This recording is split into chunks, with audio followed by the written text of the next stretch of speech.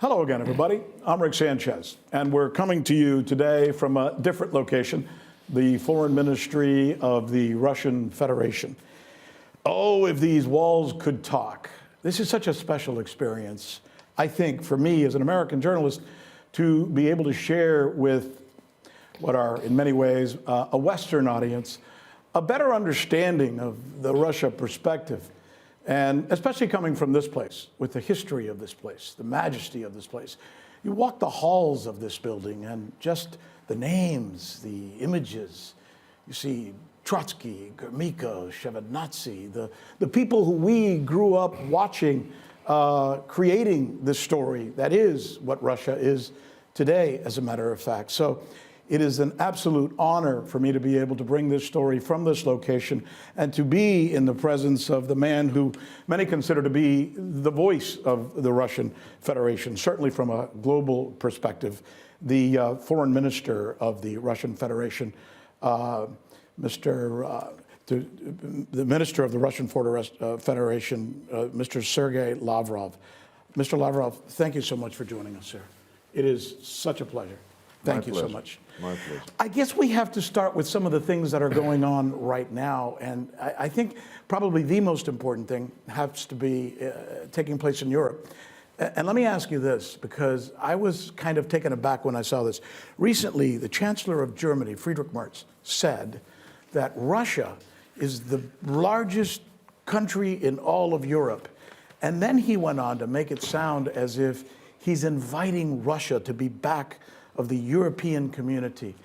But this is the same man who just recently seemed to almost be wanting to go to war with Russia. What did you make of his comments? Well, right now, many European politicians over the last 4 or 6 weeks have been talking about relations with the Russian Federation. Until recently, they were absolutely adamant in their requirements to continue supporting Ukraine, to continue supplying weapons to Ukraine, to continue to finance Ukraine, to deliver a strategic defeat on the battlefield to the Russian Federation. Then their rhetoric changed when they realized that it was all just castles in the air, and that their military planners, their military analysts who had been preparing this operation, who had been preparing Ukrainians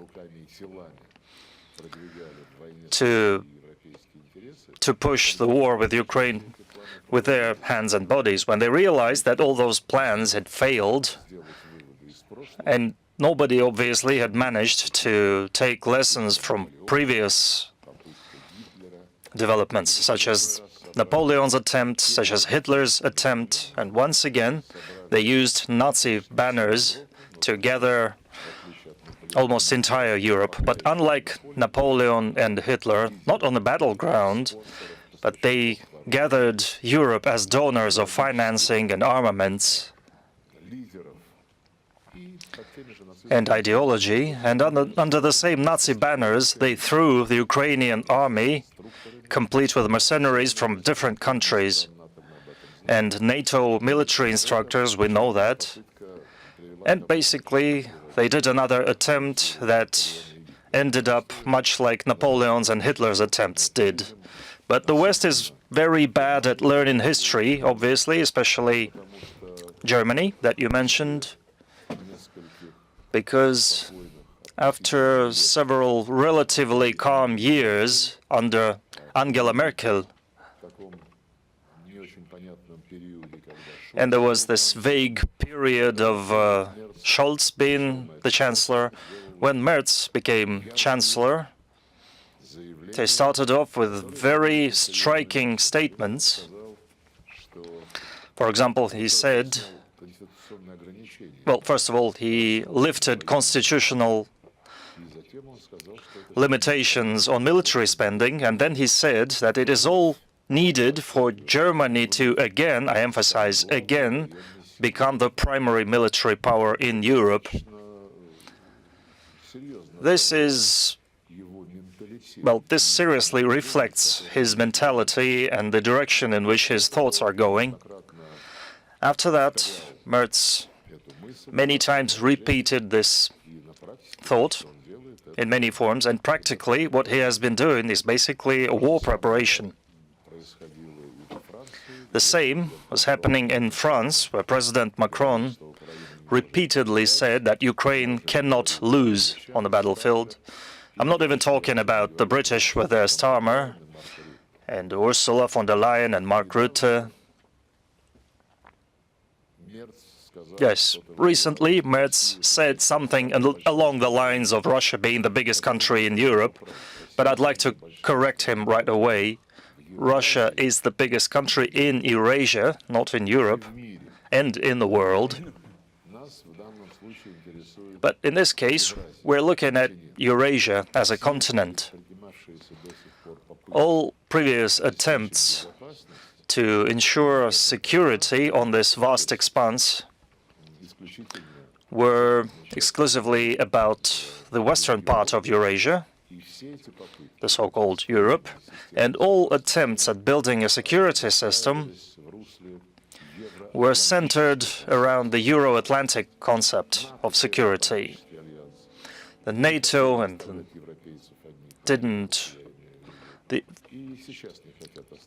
the Americans didn't want to leave Europe to their own devices, and even now they want Europeans to pay for all their military preparations. But at the same time, the Americans didn't want to lose oversight and control over their European allies. Then there was the OSCE, the Organization for Security and Cooperation in Europe, another organization that symbolized a move from Cold War to peaceful coexistence. Equal rights, consensus, everything was supposed to be done on equitable basis. But the fact that OSCE has completely discredited itself, I don't even have to talk about that. It's obvious for everyone. And during the collapse of the Soviet Union and the Warsaw Pact, those who were talking about the need to close NATO as well, there were talks about replacing NATO and the Warsaw Pact with OSCE as a collective structure, as a new bloc based on an honest and equal partnership and balance of interests. Back then, they failed at that bitterly, because neither the US, neither the UK, or any other leading country didn't want to disband NATO. On the opposite, as Francis Fukuyama stated, they wanted the end of history. And now the end of history is all about liberal ideology, democracy, the way the West sees it, NATO as a guarantor of security everywhere, and they wanted to dominate the globe. This psychology, this rhetoric led to what we have today. But as the Euro-Atlantic structures are getting weaker and the European Union is now just an appendix to NATO, this is obvious for everyone who can see. Along with those processes, Germany has started to rear its head again.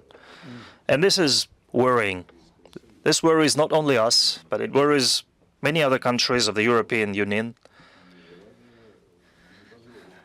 who are feeling more and more, well, who resist to Germany's desire to suppress everyone. And Merz openly ties this revival of Germany with its militarization, with its preparation for a war. They have a defense minister, Pistorius, his name is. I guess I got all the letters right, hopefully. And Pistorius still says that year 2029, 2030 is the year when we have to be ready to wage war against the Russian Federation. I don't know who he is trying to convince that Russia is willing to wage a war. It's enough to know history to rule out any such stupid guesses. But even if we take the arguments that we have been hearing from them, Russia is getting weak, Russia is barely advancing along the Ukrainian soil, Russia takes inches of that land a day, Russia is failing bitterly, they're saying. The 5th year of the war, huge casualties that Russia is forced to overcome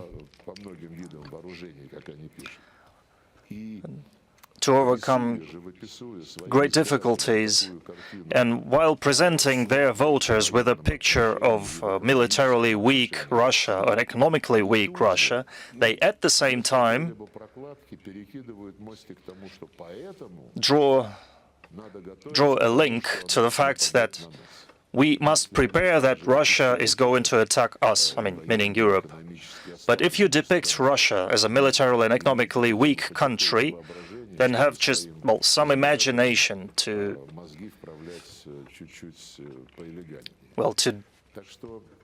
cheat your voters in such a blatant way. The talks you have been mentioning, and Macron, about 2 weeks ago, said once again that he's going to call President Putin someday. Well, this is not serious. This is ridiculous. If you want to make a call, just do it. Putin will always pick up the phone. He will always listen to any propositions. And if we're talking serious propositions, then I dare assure you they will not be left without serious contemplation and reaction. We have contacts, I make no secrets of that. We have contacts with some of the European leaders. They call us. Some of them even appear here in Moscow, in Russia. But in such confidential talks with our European partners, nothing that they have informed us, nothing is different from what they have been saying publicly. It's the same, all the same. It's the same calls. Let's end it. We have to do something about it. I don't see a position in Europe. I think they're trapped in their own trap. They have taken an uncompromising stance, going back to where I started. Strategic defeat to Russia. Ukraine cannot lose. Russia cannot win. Otherwise, Europe will lose face. And everything they've been doing now is about undermining the talks that are shaping up between us and the Americans, and currently Ukraine is joining them. It almost sounds like you're saying we have been burned so many times that we have a hard time right now with trust. When you consider the fact that in the early 90s, Russia did everything possible to align itself with the United States, with the West, that Mr. Putin and yourself have talked about even joining NATO. And now it seems that even though I talk to the Russian people since I've been reporting here, I don't feel a sense of antagonism against Europe from Russians, but I feel a sense of antagonism from Europe against the Russians, right? The Russians don't feel antagonistic against Europe, but the Europeans feel antagonistic against the Russians. What are you at the point now where the position of Russia is, we've been burned so many times, we have been deceived so many times, we're just not willing to come to the table, at least not on your terms. We have to set the terms. Is that kind of where you are right now? Yes, largely yes. The most important thing you said right now, we obviously, yes, have been burned many times. We have been deceived. Our trust has been deceived. Our trust to people who once swore that there will be no expansion of NATO to the east, that there will be no infringement of Russia's interests, that there will be a single territory from Lisbon to Vladivostok, and this huge continent was promised to be a continent of peace and security. We created the Russian-NATO Council with them. in our commitment to establish an ongoing dialogue and increase trust within that Russia-NATO Council. We wanted to present information on our respective armed forces. There were lots of interesting things going on there regarding transparency. But at the same time, NATO, when it's lost its basically point of existence, and they regained it in Afghanistan, and then that point of existence was trampled publicly in Afghanistan in front of the entire global community.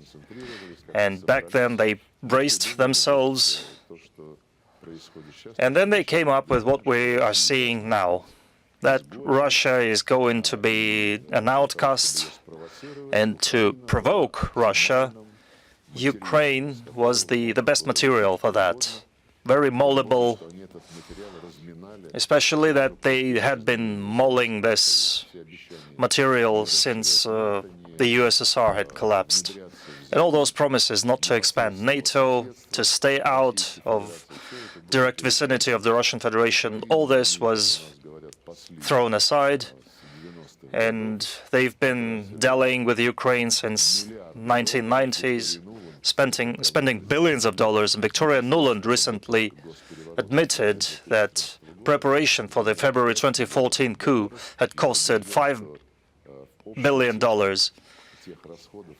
And I'm sure that some of the expenditures for Ukraine is several times more. Ukraine became independent on the basis of its declaration, which said that Ukraine will forever remain neutral, nuclear-free, and non-bloc country. And back in 1991, when acknowledging the independence of Ukraine, we acknowledged it on these exact terms. We acknowledged a state like this, free of blocs, free of nukes, and neutral. So right now, our conscience is clear.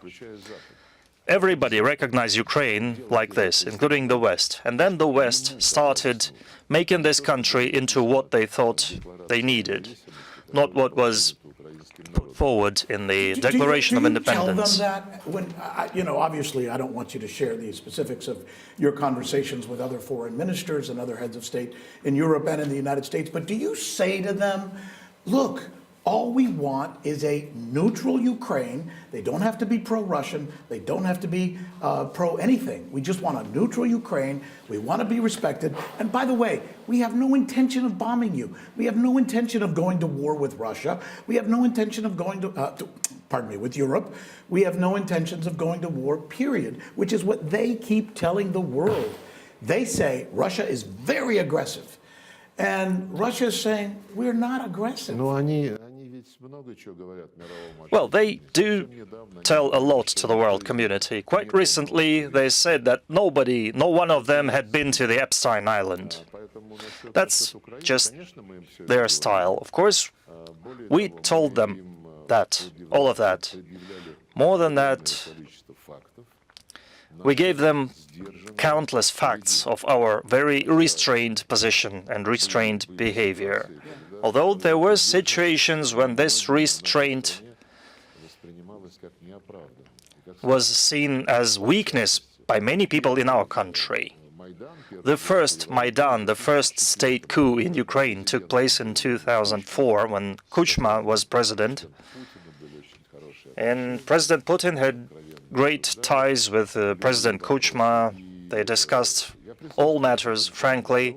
And I was there when they had a telephone conversation in President Putin's office, when his Ukrainian counterpart called him and said that the West had rallied thousands of people to the Independence Square in Kiev. There were tents and banners were waved, and they were refusing to recognize the results of presidential election.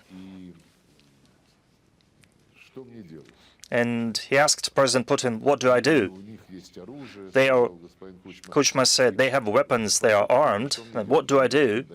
And President Putin answered, President Kuchma, you are a president. If law is being violated, if law is being breached, you have the constitution, And you have the parliament-approved schemes of combating, well, law violations.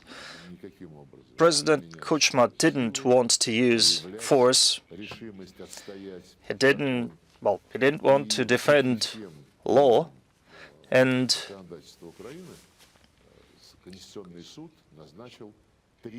the Constitutional Court assigned the third round of presidential election that was not provided for in any constitution or in any other document. So it was a violation of the law.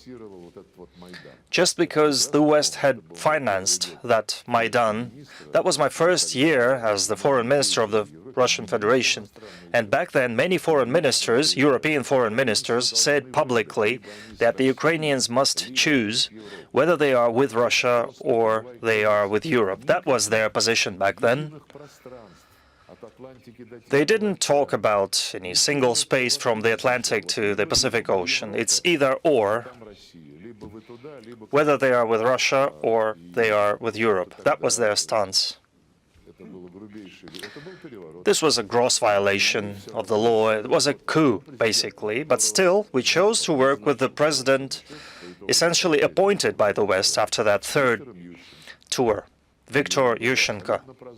And he was absolutely pro-West. He had an American wife who made no secret of her citizenship and her allegiance, and whose interests she was pushing forward as the First Lady of Ukraine. But still, we worked with them, we traded gas with them, and we signed agreements with the then Prime Minister Yulia Tymoshenko, although those people were absolutely pro-West. But still, we were ready to work with them. We were ready to work with people who had orchestrated another coup in 2014. Back then, an agreement was signed between President Yanukovych and the authors of the coup, the junta, basically. The urgent election was to take place, and an interim government was to work. The West guaranteed that. France, Germany, Poland, and Obama called Putin back then, saying, "Vladimir, please don't talk Yanukovych out of signing this treaty." And he said, if I see a legitimate president who is trying to calm down and stabilize his country, how can I be against that? That's what President Putin said. And when one day after signing that treaty, another coup took place, we asked the Americans, how come? You asked us to uphold this signing. We did what you asked us. And you immediately sent people to take government buildings, armed people to take government buildings. The Germans and the French, who had guaranteed this treaty, they just, well, were hiding their eyes and told us, well, sometimes democracy takes surprising curves. And after that, when this new group that took over the power, the first things they did was to cancel the official status of Russian language, and the second thing they did, they sent armed people to storm the government of Crimea, because Crimea refused to have any business with them, saying that they are illegitimate. And the people in the Crimea were called terrorists, although they didn't shoot at anyone. They were just asking to leave them alone. And then they started using combat aircraft and artillery against their own territories, which is against the international law. And when all this started, Fogh Rasmussen, the then Secretary General of NATO, who had repeatedly called upon President Yanukovych not to use army against his people. And after the coup, Rasmussen immediately called upon the junta to use proportional force against those who didn't accept that coup. And throughout the entire history, the West counts the history from March 2014, when Crimea held a referendum on reuniting with Russia. So in the West's history and practical policy, this is where it all started. Everything had been well, but then the Russians came, held the referendum, and from that on, things went south. This was when we disappointed in the West's inability to deliver on their promises. And 1 year later, after lengthy hostilities, the Minsk agreements, Merkel, Hollande, Putin, Poroshenko, they spent a whole night, 17 hours of work. And they signed the agreements, had them approved at the UN Security Council, and then Ukraine just didn't obey that. Just right as it is now. During the special military operation, Zelensky disrupted all peace attempts. And when several years later Merkel and Hollande admitted that the Minsk agreements were only needed to win time for Ukraine, to win time to arm Ukraine,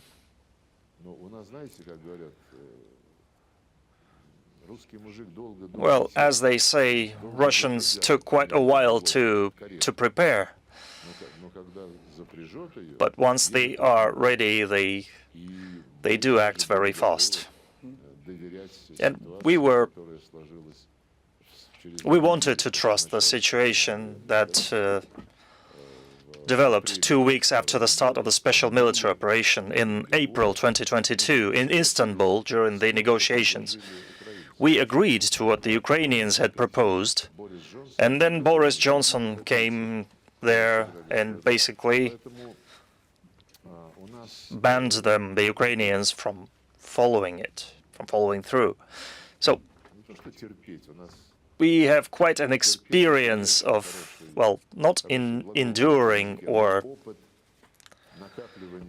we have quite an experience of, quite a history of understanding this situation. And we see that this experience has taught nothing to our European colleagues. That's obvious. That's an important story that you just shared, because you just took us through an explanation of what was deceitful, planned, a coup, and, as many now understand, a provocation on the part of the West. But in the West, the only story that often people hear is Russia bullied its way into Ukraine. Russia was the aggressor. And it's important, sir, that, and I know you're adamant and passionate about often telling that story, because we mention, you know, the story of the big story that's taking place in the United States right now. I'm just wondering as well, you know, in the case of what's happening in America right now, what is the nature of some of these people who did this in that moment? And are they the same people or comparable to the people who are caught up in this Epstein situation now? That kind of individual who have, unfortunately, in many ways, been making decisions, geopolitical decisions about the world? Is there a, I guess, You mean people in Ukraine? No, I mean people in Ukraine, in the United States, in Europe, all over the place. The type of people we're learning now who were involved in this horrible Epstein thing. These people who were deceitful, somewhat decrepit. Is this the same kind of person who have led to what happened in Ukraine, to the coup in Ukraine, to the deceit in Ukraine? Would you say that that's the same kind of person? Or maybe even some of the exact people? I think regarding the specific persons, specific personalities, we can't probably make generalizations like that, but the fact, what we call the deep state,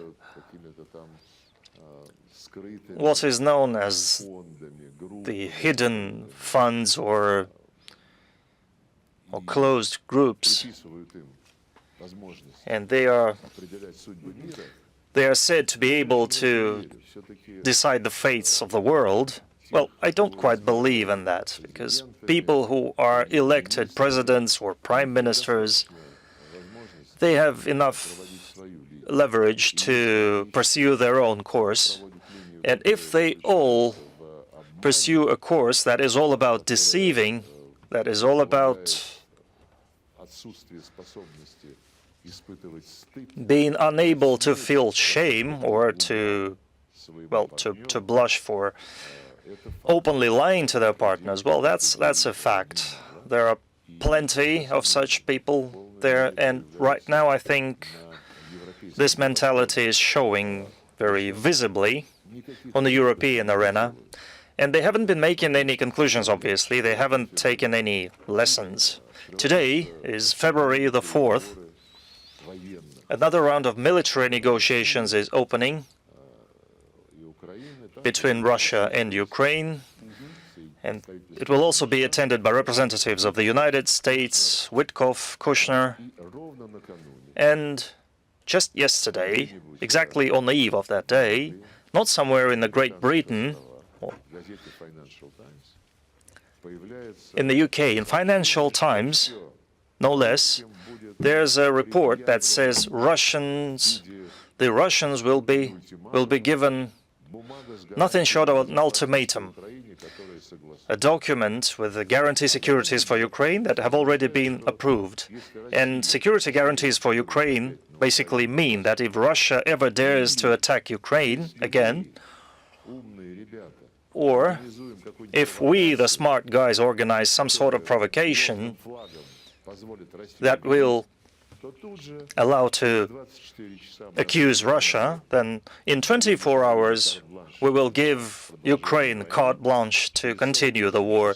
In 48 hours we will gather everybody willing to fight Russia, and 72 hours later we will be joined by the US in that. That's delirious. But this delirium is quite telltale. What it shows that over the last year, the West, I mean Europe, have been saying only one thing: we need reliable guarantees of security for Ukraine, immediate ceasefire and guarantees of security for Ukraine. But we have been asking, what about the root causes of the conflict? Without eliminating them, these security guarantees will only mean that the ceasefire will be used to pump more weapons into Ukraine. They remained oblivious to that logic. But right now, the Trump administration, when they got down to the Ukrainian case, by the way,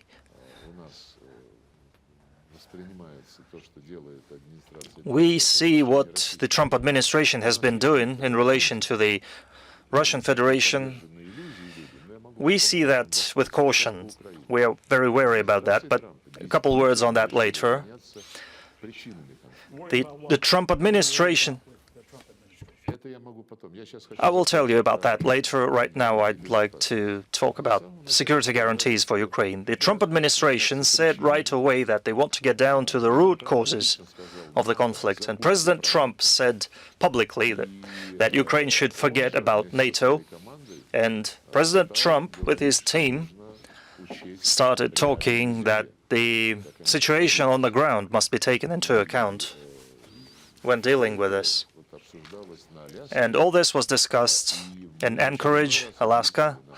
And once again, we explained to our American counterparts that it's not about the territory, it's not so much about the land, it's about the people who lived in these territories. Their ancestors had lived there for centuries. These lands were Russian people lived there, who brought up their children in Russian, with Russian language. And these people, in Crimea, in Donbass, Lugansk, Kherson, and Zaporozhye regions, these people were called non-humans by the new regime in Ukraine. And the then President Poroshenko said openly that our Ukrainian children will go to kindergartens and schools, and the people of those in Donbass, the people of those terrorists in Donbass, as he put it, they will rot underground, they will rot in cellars.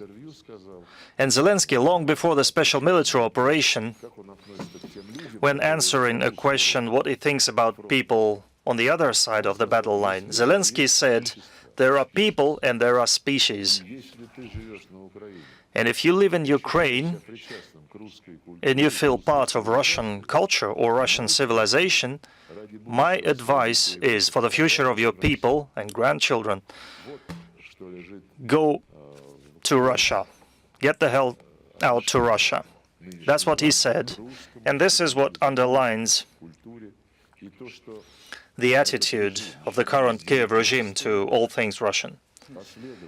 And from 2019, this regime has passed a dozen, probably, laws banning Russian education, Russian culture, Russian media, and basically all things Russian,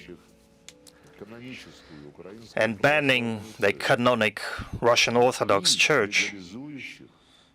And these laws legalized the theory and practice of Nazism, basically, including erecting monuments to those who were considered Nazi criminals and those who were condemned at the Nuremberg trial. And when they keep talking about security guarantees, I have one simple question. Security guarantees to what state are we talking about? I mean, this state, where Russian language is banned, the only country in the world, by the way, to ban Russian language, officially ban. Israel never banned Arab language. Palestine never banned Hebrew. And Ukraine is the only state to ban a language of a native people. And if they want security guarantees to enshrine this regime, of course, this is unacceptable. This is inadmissible. And if they try to trade some concessions, the Russian language, this will be unfair, because language freedoms, religious freedoms are written down in the UN Charter, and they can't be a matter of bargaining. Ukraine is a member of United Nations, so please be so kind to stick to the UN Charter. It says in the Ukrainian constitution that the state respects the rights of Russian and other national minorities. So when this topic is omitted in the West, and they're talking about security guarantees for Zelensky, then it's Zelensky's that they want to preserve and his Nazi regime. Well, this is bad. And now going back to our contacts with the Americans and the 28-point document that we were given. It said about the need to restore the rights of national minorities and the religious freedoms. And in the last iteration of the document that we haven't seen, but that Zelensky has been talking about 20 entries, it doesn't say anything anymore about restoring the rights of Russians and other minorities. This document only says that Ukraine will show tolerance in accordance with the norms of the European Union. Why so? There are norms that go beyond, well, the European geography. And there are norms in the European Union that are unacceptable to many countries. Because things are so difficult right now in Ukraine, the problems they're having with their energy grid, for example. Yesterday, several officials, including a regional governor of Ukraine, told Mr. Zelensky publicly, let's do this deal, sign where we are right now for the good of the people of Ukraine, give up the territories that you are arguing about, and you need to do that for the good of the people of Ukraine. We're hearing this now from people in Ukraine who are saying this. That's really important. If somehow Mr. Zelensky can be talked into ceding that territory and giving Russia the security guarantees that it needs, i.e. no European troops in Ukraine, and the respect of the Russian heritage and religion, is that something that Russia can then live with and sign that deal and end this war? Are those, or am I missing something? No. Well, yeah, I think I partially answered your question. So we're talking about what Ukraine we are ready to see as our neighbor for many years to come, for eternity, hopefully. It has to be a friendly Ukraine, not necessarily an ally, but a neutral, good-willing Ukraine.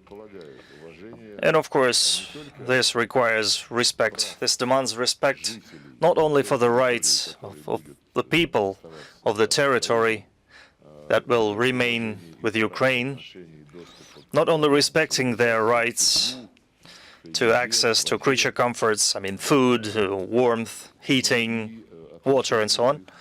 And of course, it's about their basic human rights, including language, education, religion. And once again, I emphasize that the Ukraine that will sign the treaty should not violate rules of international law and the constitution, the very constitution of Ukraine that guarantees rights of national minorities. And as for calls for truce, you know, people have been hysterical, saying that we inhumanly deprive Ukraine of its energy grid, depriving people of heating, and about Russia taking out Ukraine's energy grid. We were not the first to start this. Ukrainians were the first to attack heating facilities and residential areas, including hospitals. 1 year ago, a passenger train was blown up.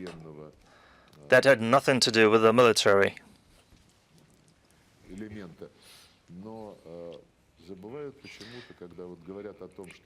When they talk about Russia being the culprit of everything, they forget the examples, the numerous examples of our goodwill.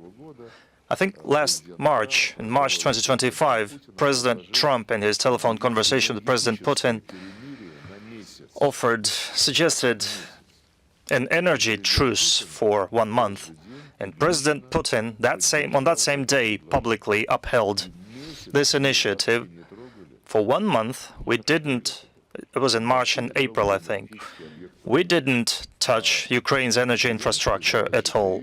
Over the same period, Zelensky, I don't remember exactly, but I think it was more than 130 times that Ukraine attacked our energy infrastructure, completely civilian facilities. You see, our conscience is clear, and our patience, well, is not limitless. You know Russian character, probably. We really took a long time to make our conclusions. And one of those conclusions, I'd like to talk about Alaska. I don't know what our delegation in Abu Dhabi will be offered. I had a conversation with them yesterday regarding this idea, security guarantees that Mark Rutte talked about yesterday in the Rada in Kiev. They learned that from Financial Times, I think. And if this is what the Ukrainians went to Abu Dhabi with, well, I think this is just another reason to believe that Zelensky needs no peace, that any peace will mean an end to his political career, probably not only his political career. Well, let's see what they come back with, but after talking with Rutte, Zelensky said he's willing to take compromises, but Russia also has to be willing to make compromises. And this is, well, blatant statement, I think. But I think conscience and Zelensky don't go together well. And he thinks about nothing, I think, except his own survival. And to ensure that, he needs to, well, to play some sketches on the international scene, which he sees as a theater stage, obviously. Before Alaska, Steve Witkoff had come to Russia 10 days before, I think, and he came with specific points, specific suggestions and propositions with elements of compromise. And President Putin talked about that openly, so I'm opening no secrets here. And those propositions failed to take into account a whole number of things that were essential to Russia. And we considered them, we took them into consideration, and when we came to Anchorage and when two presidents sat down with their teams, we said that this hadn't been an easy move for us, but we're willing. We conceded to certain initiatives from the US. We took compromises. We basically accepted their propositions. And then we waited for a long time for our American counterparts to announce that, yes, the agreement has been made, we have this and this and this. Because largely, their decision, Trump administration's decision, would have been enough for us. We didn't care much for what Europe would have to say. We didn't care much for what Ukraine would have to say. Because without the United States, Ukraine, just as Europe, without the United States, without the armaments that the US sells to Europe, without reconnaissance data, without satellite data, Ukraine or Europe wouldn't have been able to fight. I'm sure after Anchorage, it wouldn't have taken long to formalize the peace agreements. But we supported the United States propositions, and Europe immediately rushed to Washington to tweak and adjust the initiative that had already been approved by President Putin. And they're still tampering with it. They're still trying to tweak it. And when American counterparts come to us, well, it feels that Europe wants more concessions on our side. Well, I gave you plenty of examples of Russia being flexible. In 2004, 2014, 2015, 2024, 2022. And honestly, President has said that many times.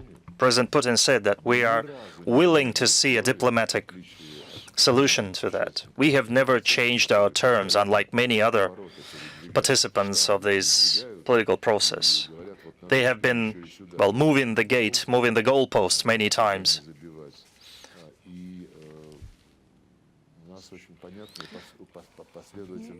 We have had a very consistent and understandable position. Do you give the Trump administration credit for the dialogue that he's established with Russia, as imperfect as it may be?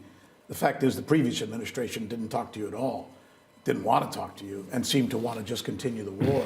The Trump administration has established a dialogue. While we may be at a different place, Mr. Witkoff said in Davos that we were just very, very close to having a deal with Russia and Ukraine. It sounds like that is not the case.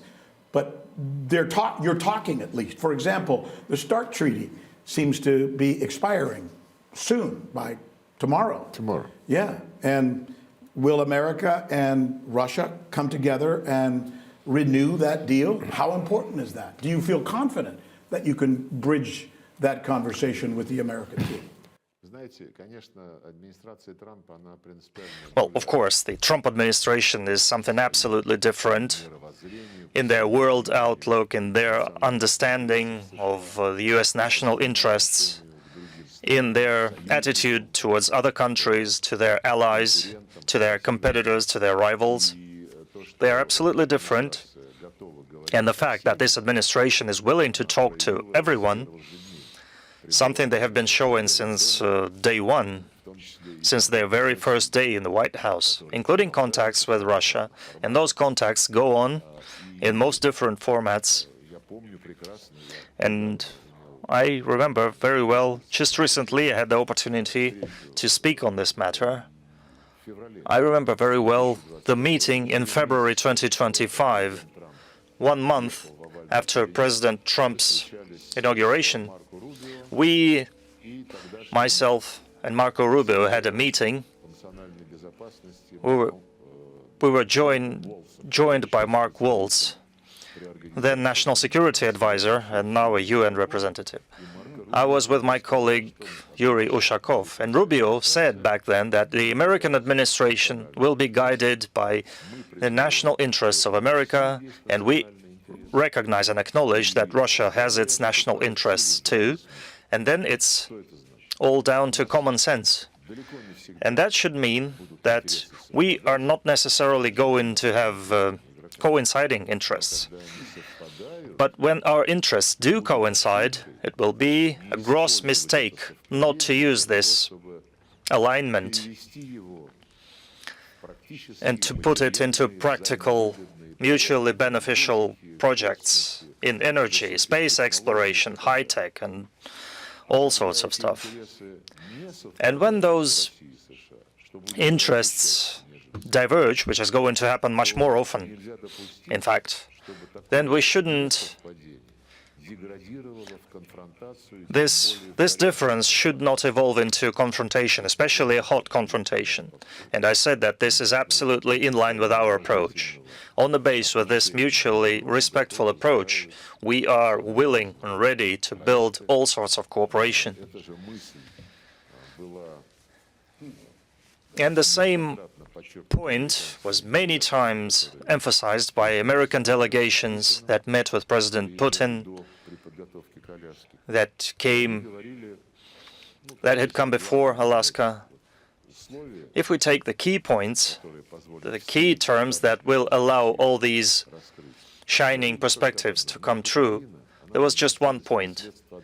They said we inherited Ukraine from Biden, basically, who was absolutely anti-Russian in his stance. So Ukraine popped up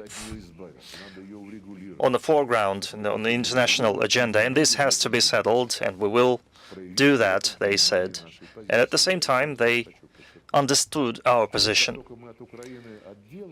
And once we're done with Ukraine, then there will be lots of mutually beneficial stuff going on for the well-being of our two nations, here and there. In this connection,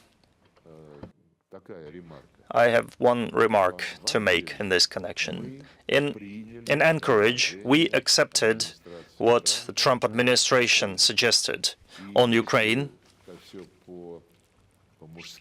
and frankly speaking, this should have meant that we put Ukraine aside, that we solved it, essentially, that we took it off the table, off our shiny road towards cooperation and prosperity.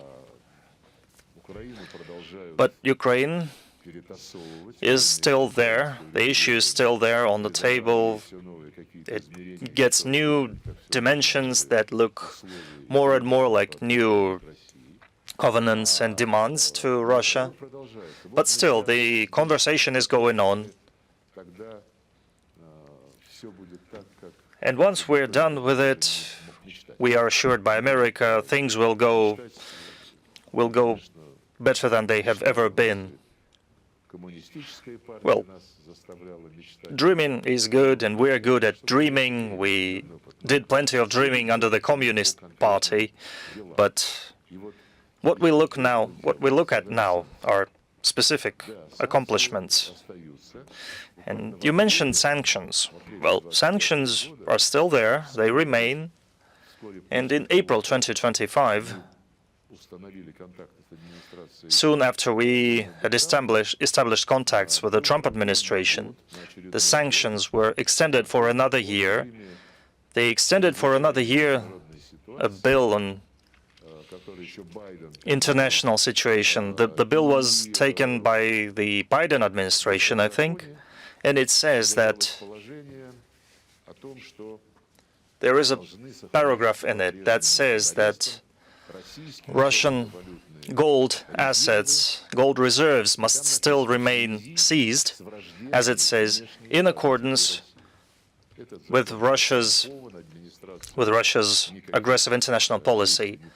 And the current administration has taken no action to change it in any way or to explain the current situation, the circumstances that have changed in our relationship.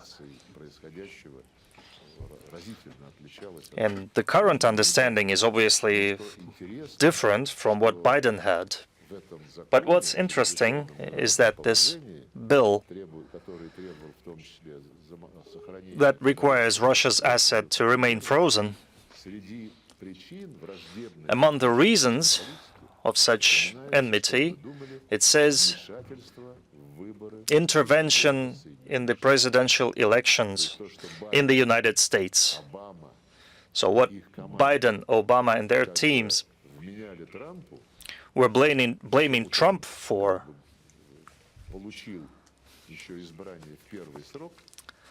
why Trump was elected in the first term. It seems that, well, it turns out that the Trump administration kind of endorses that and supports that, maybe silently, with a statement that Russia tampered with the presidential elections in the States, something that Trump has been publicly denying since day one. The sanctions, they all remain in place, they're all the same. Moreover, for the first time in a while, new sanctions were introduced, very harsh, against our biggest oil companies, Lukoil and Rosneft. And that happened just a couple weeks after the Anchorage meeting. How does that make you feel? Well, President Putin was quite surprised. He said that in an interview in Anchorage, Russia supported the propositions of the United States regarding the overall settlement of the Ukrainian crisis, and after that we expected the United States to confirm this. Now that Russia agrees with our proposition, let's announce something. Let's probably gather a conference, let's sign documents, the Board of Peace, and so on. Next thing we know, we see sanctions imposed against Rosneft and Lukoil, and now tariffs are being imposed against countries that buy energy from Russia. Two faces of Trump. It's like good Trump, bad Trump, right? At least with Biden, you only had bad Biden, but with Trump, you get... That's hard to figure out, I bet.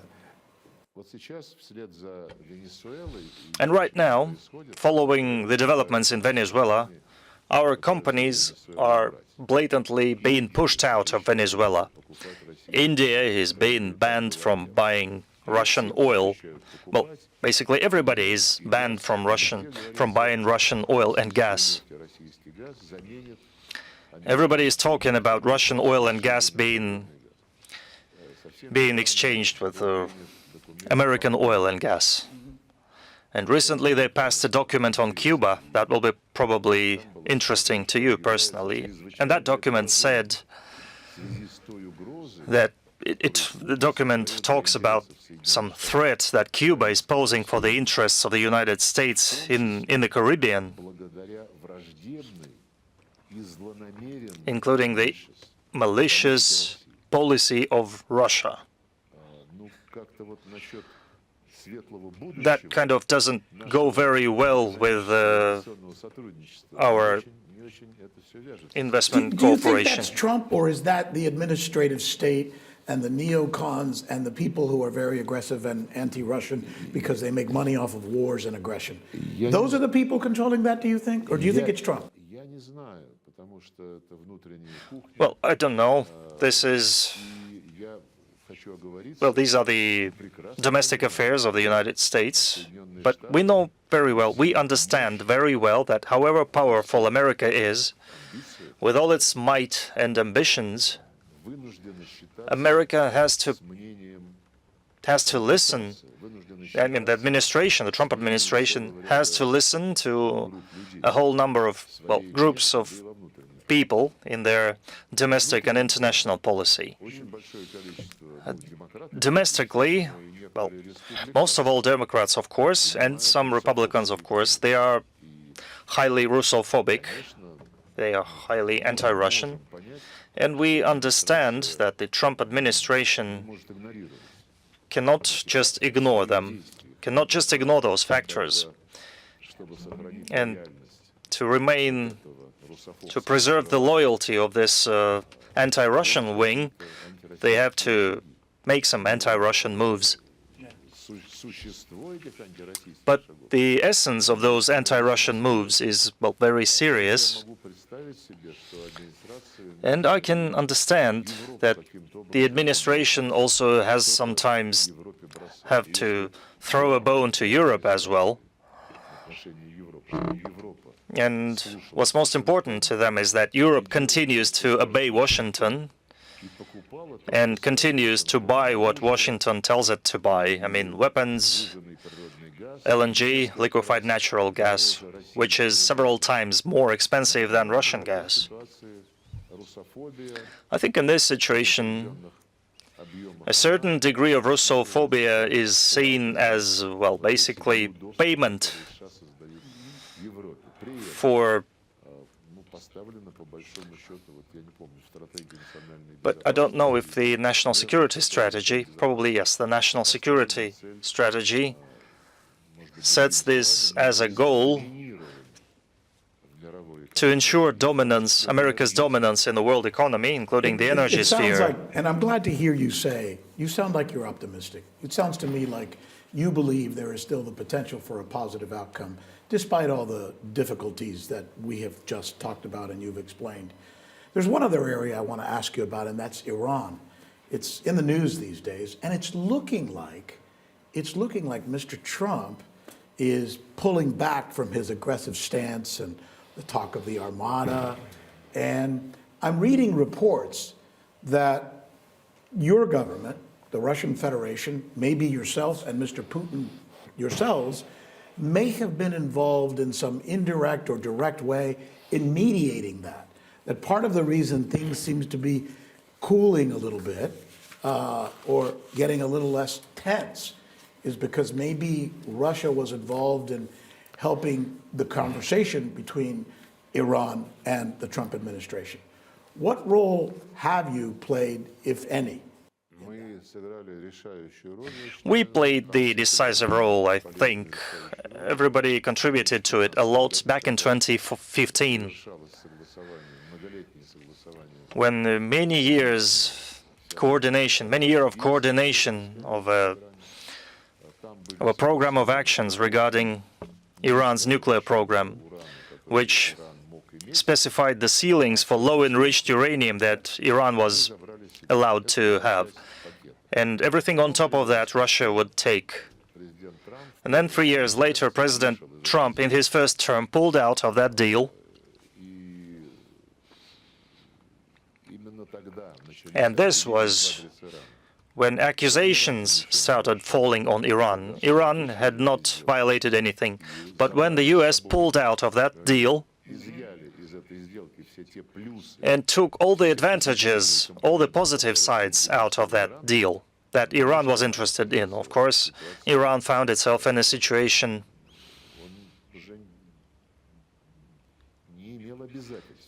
when it had no more obligations, essentially, because the obligations were collective and they had been disrupted.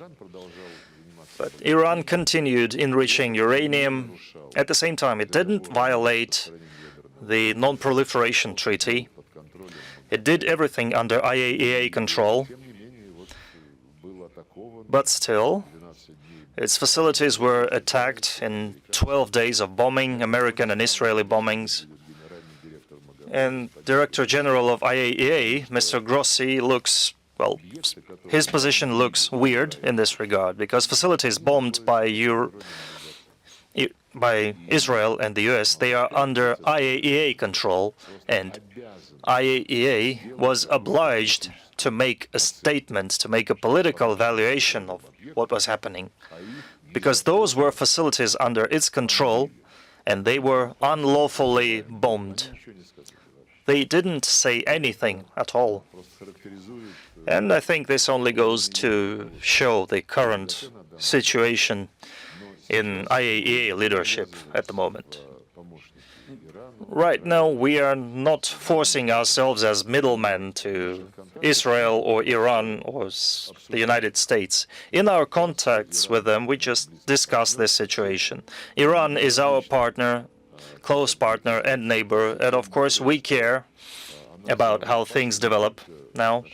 Especially this situation is potentially explosive, not only for Iran itself, but for the entire Middle East. There are too many mines waiting to go off, just waiting for someone to tread on them. And I think Israel and America and Iran knows that we are ready to contribute to solving the situation and to observing the agreements previously achieved. This situation is going to be resolved. Iran's stocks of enriched uranium, Iran's inventory, we are ready to offer our services. Now, the most important thing is for all the parties to reach. Mr. Minister, services in helping to make sure the Iranians agree to a new nuclear deal and the Americans agree to stop punishing the Iranian economy with these sanctions. Is that the deal? Well, this is up to Iran and the United States. I hope nobody stands in their way. And if within that deal any specific steps arise in which Russia can be helpful, including our experience with storing uranium, we will be ready to contribute to that. All the parties in that know very well what Russia is willing to offer. I think Iran has once again demonstrated commitment to dialogue and willing to have a dialogue aimed at balancing the interests of all parties, and we are interested in that. Specifics about what you spoke about. You are in conversations with the Iranian government. Yes, we are, and our presidents talked over the phone recently, and we have contacts on the expert level. You, sir, are so kind and so gracious to give us so much of your time.